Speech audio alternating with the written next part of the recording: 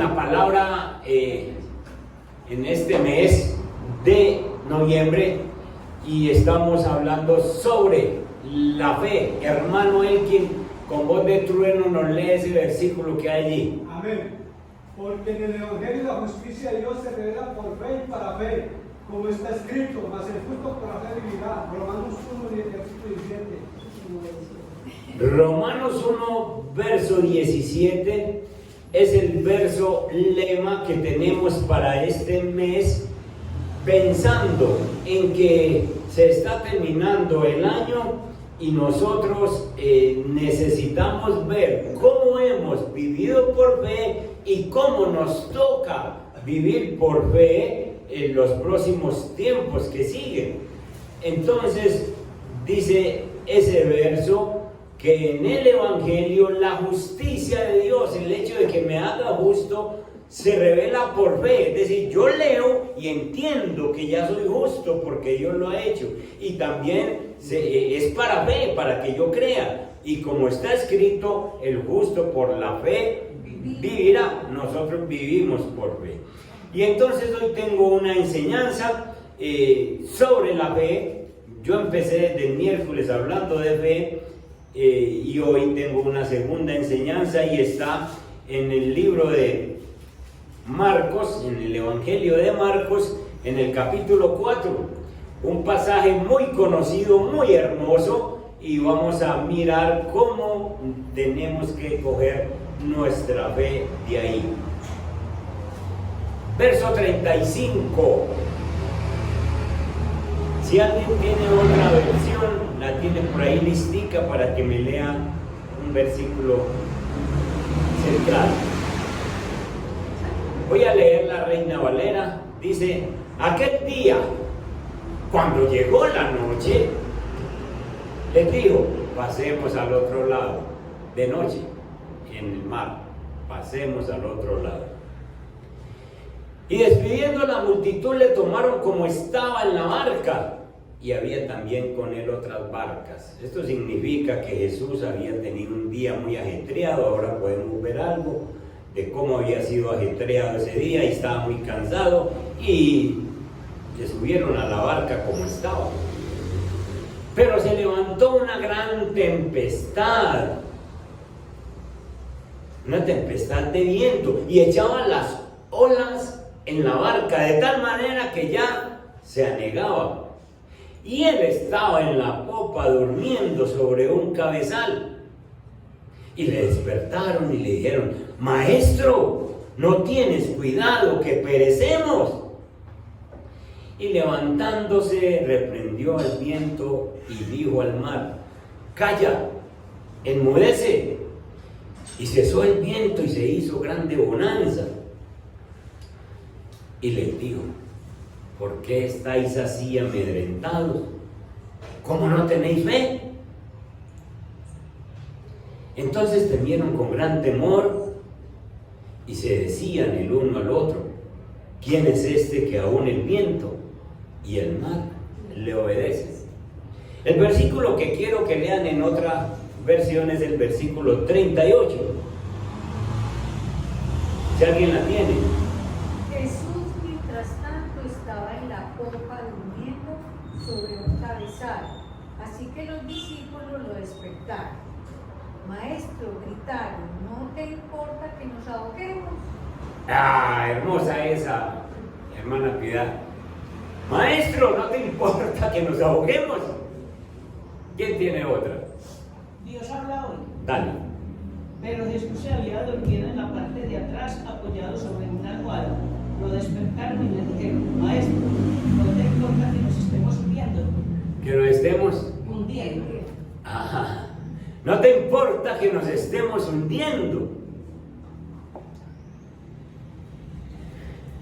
Palabra de Dios para todos. Dice el verso 38. Pero Jesús estaba durmiendo en la parte de atrás, recostado sobre una almohada. Así que lo despertaron y le dijeron: Maestro, ¿no te importa que nos vayamos a ahogar?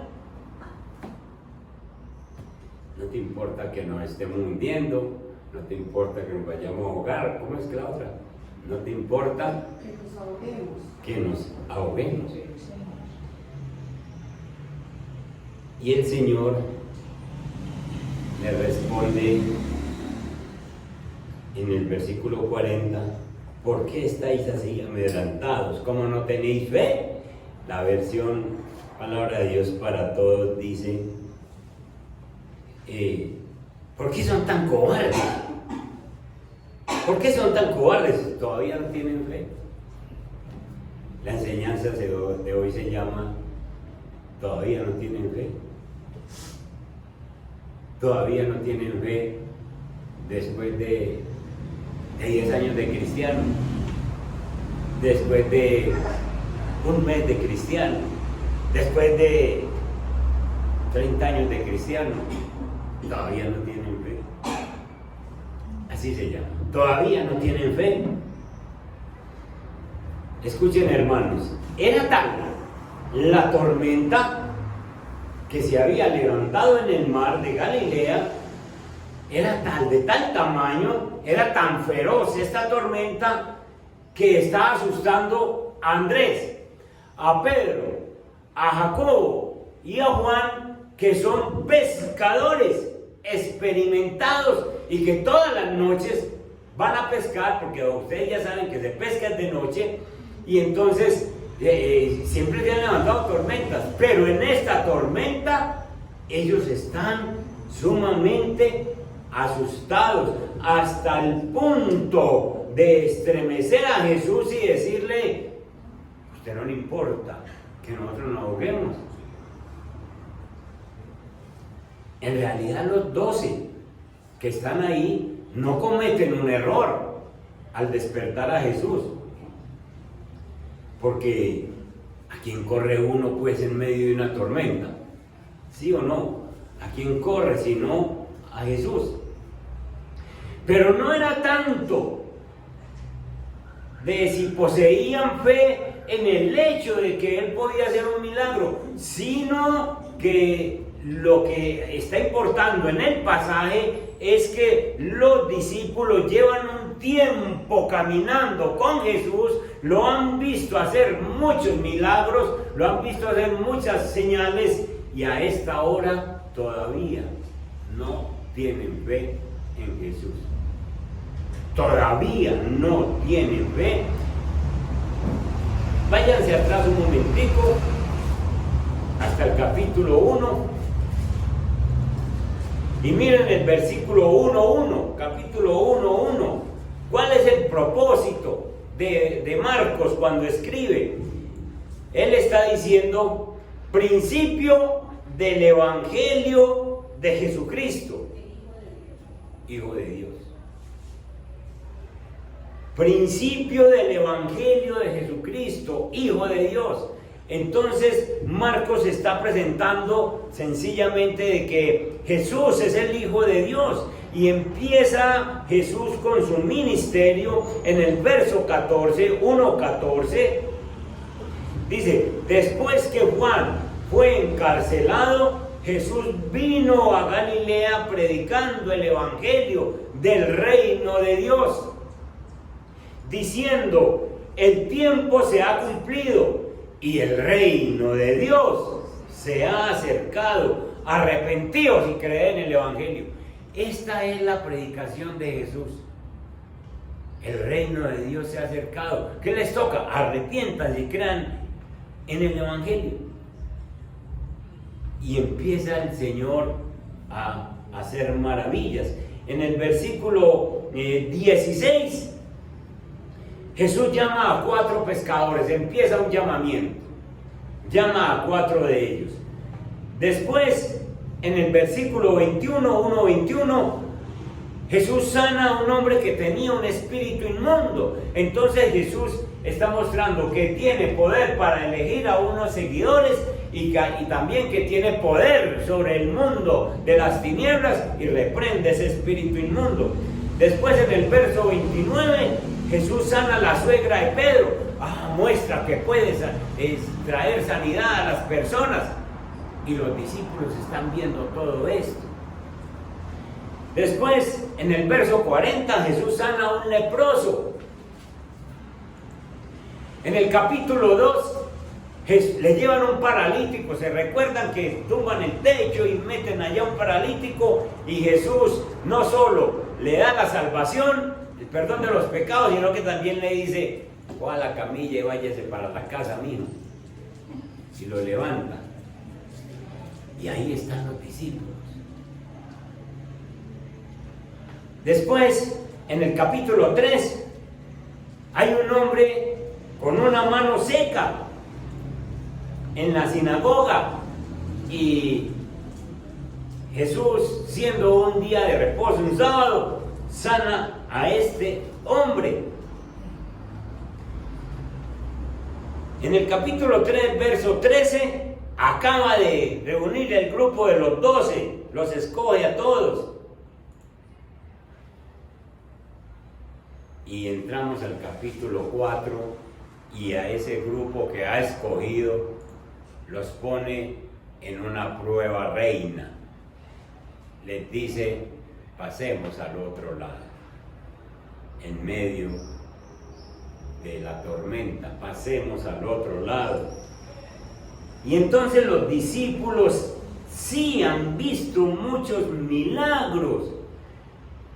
Y la pregunta que tengo para ustedes en esta mañana es: ¿han visto algún milagro del Señor en el tiempo en que han andado con Él? Sí hemos visto señales, sí hemos visto que el Señor se ha movido con nosotros. Sentimos la salvación, sentimos que nuestro nombre está escrito en el libro de la vida, y ese es el mayor de los milagros, además de otros que nos ha hecho.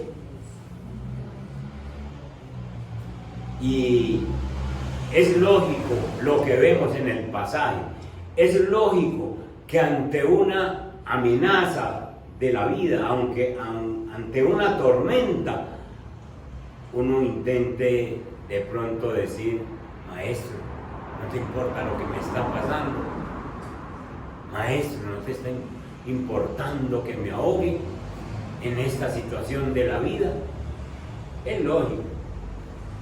Pero la respuesta del Señor es mucho más contundente. ¿Qué pasa, cobarde? ¿Aún no tienes fe? ¿Todavía no tienes fe? ¿Todavía no sabes que andas conmigo? ¿Todavía no sabes que yo ando contigo? ¿Todavía no sabes que yo fui el que te elegí? El que te puse, así como cogí a esos 12, que los traje y que los puse como mis discípulos. ¿Todavía no sabes que eres mi discípulo? Y que si eres mi discípulo, yo tengo cuidado de ti. Yo estoy al tanto de todo lo tuyo. Entonces los discípulos y nosotros también hemos presenciado milagros. Y sencillamente Jesús estaba probando la fe personal de esos 12 discípulos, y también prueba nuestra fe personal. Y a esta hora nos dice: ¿por qué tienen miedo?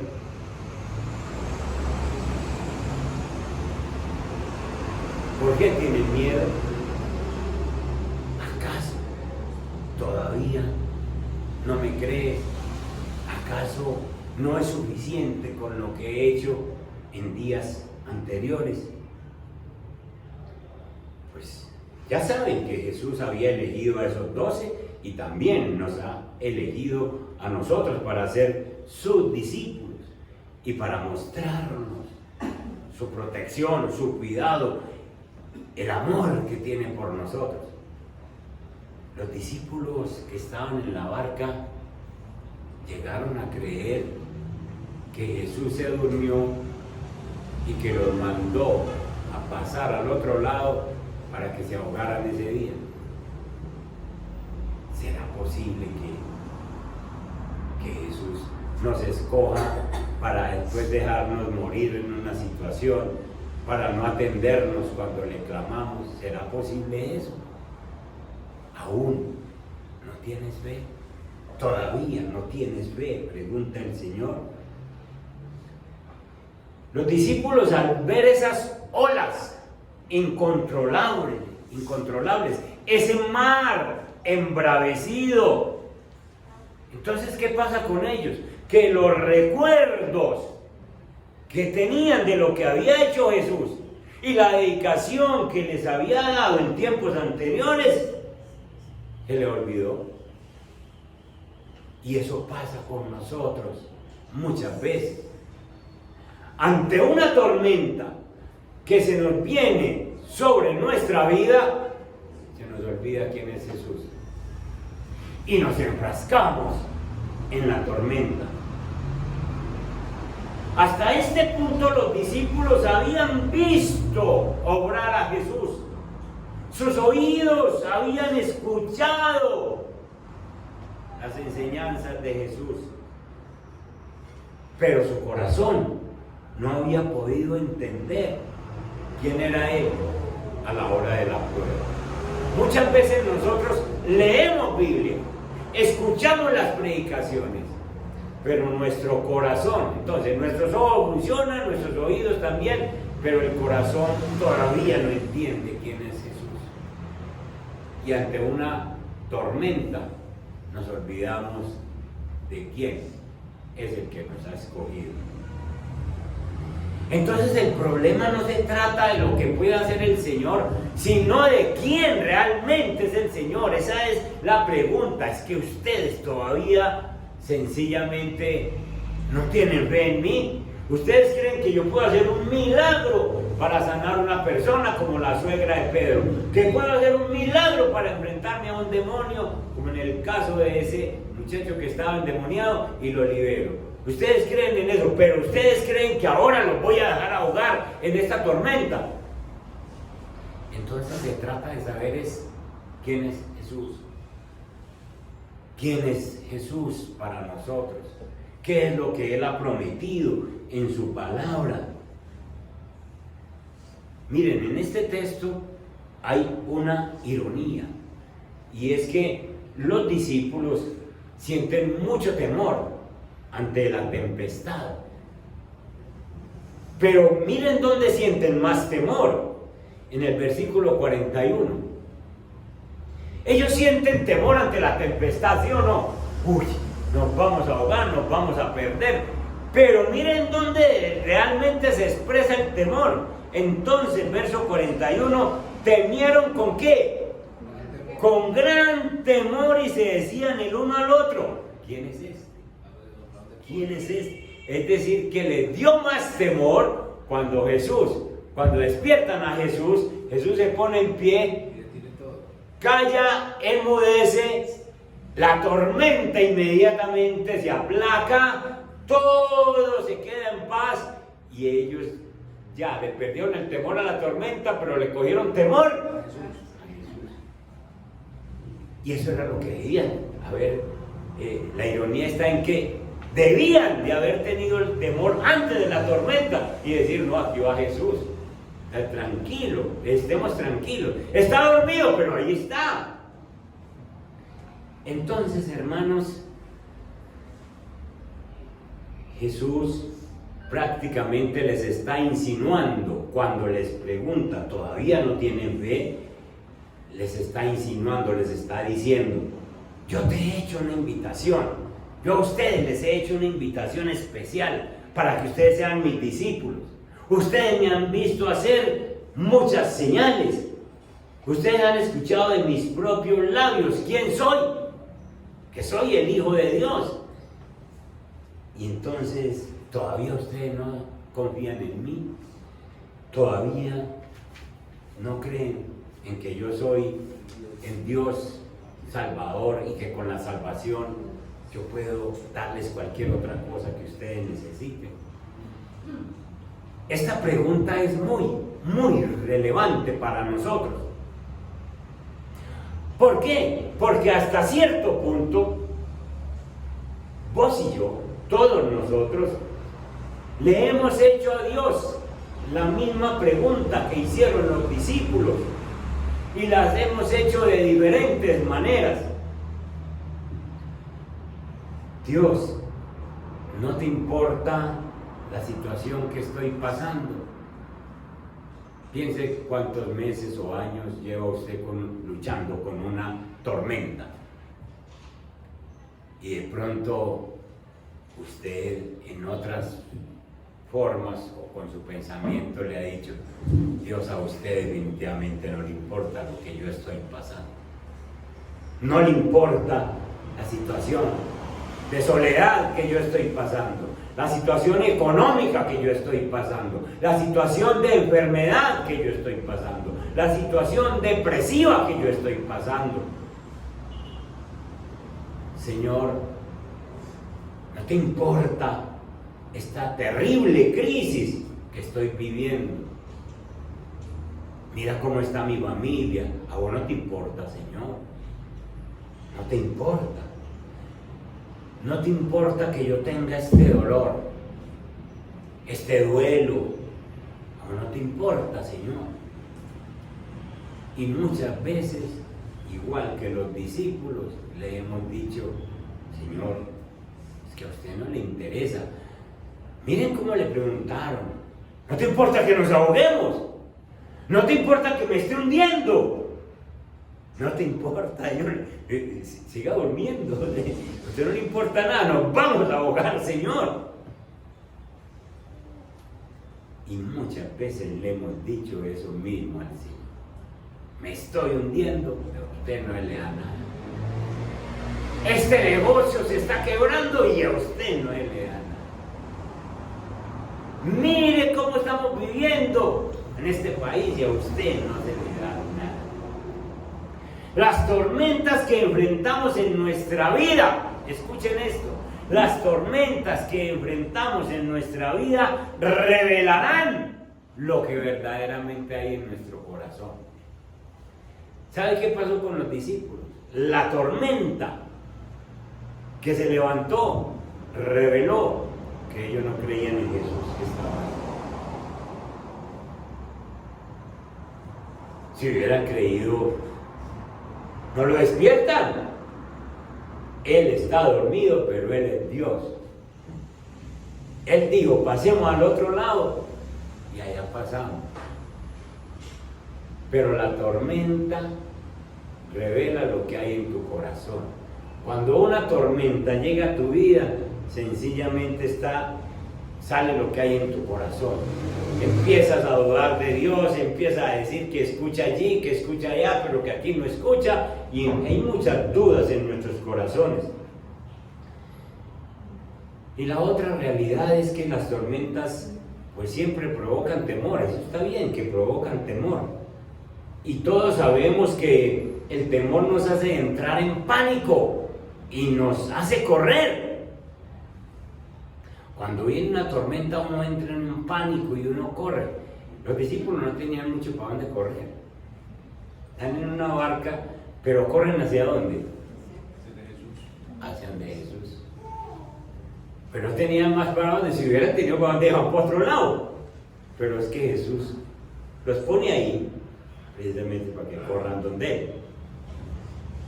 Y tú tienes que asegurarte que en medio de tu tormenta corras hacia Jesús. Fíjate si estás corriendo hacia Jesús. Y luego que tú te des cuenta que estás corriendo hacia Jesús, tú puedes decir: ¿por qué estoy corriendo hacia Jesús? Y la respuesta va a ser: porque ya tengo fe. Porque tengo fe en Él.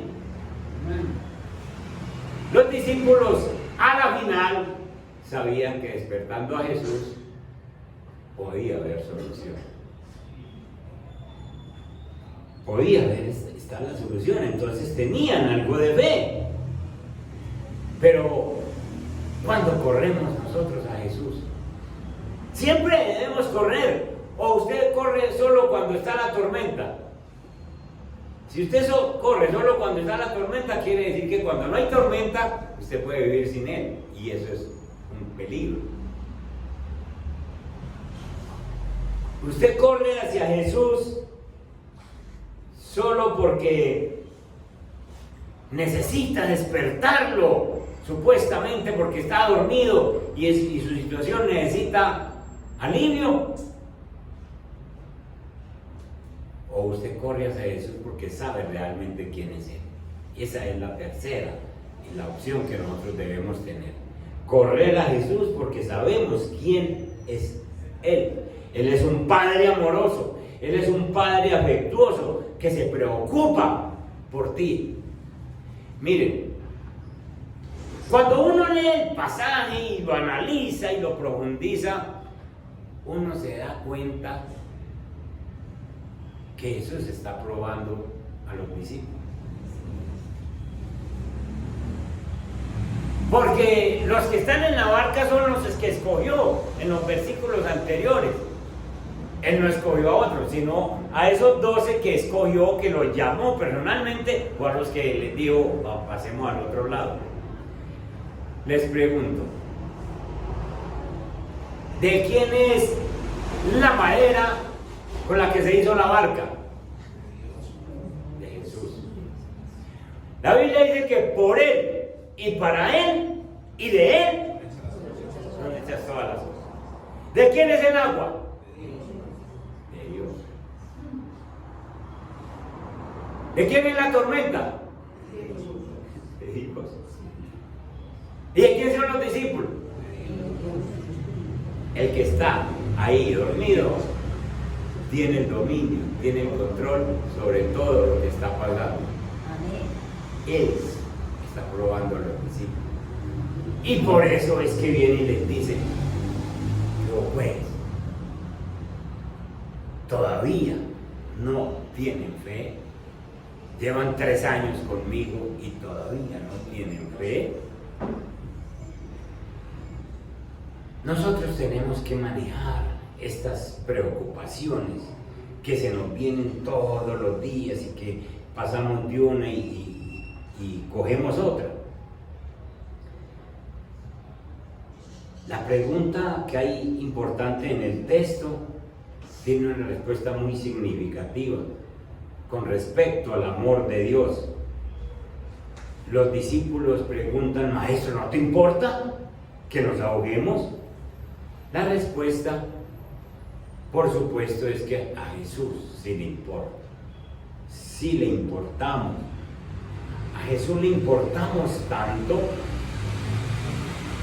porque Él salvó la vida de los discípulos. Y Él está mostrando que así como calmó esa tormenta para salvar la vida de los discípulos, también ha salvado nuestras vidas, pero de una manera mucho más profunda. Porque de la misma manera que calmó esa tormenta con los discípulos, calmó otra tormenta con Jonás. ¿Recuerdan? Calmó otra tormenta con Jonás. Y también libró a los marineros y también libró a Jonás. Pero asimismo calmó una tormenta mucho más fuerte. Había una tormenta que amenazaba con ahogarnos a todos nosotros. Y era la tormenta de la ira del Padre, de la ira de Dios sobre todos estos pecadores. Y entonces un día Jesús dijo, Padre, yo voy a la tierra y yo recibo la tormenta que tú tienes sobre todos los que quieran aceptarme a mí como Señor y Salvador, como intercesor, como la persona que pago por ellos.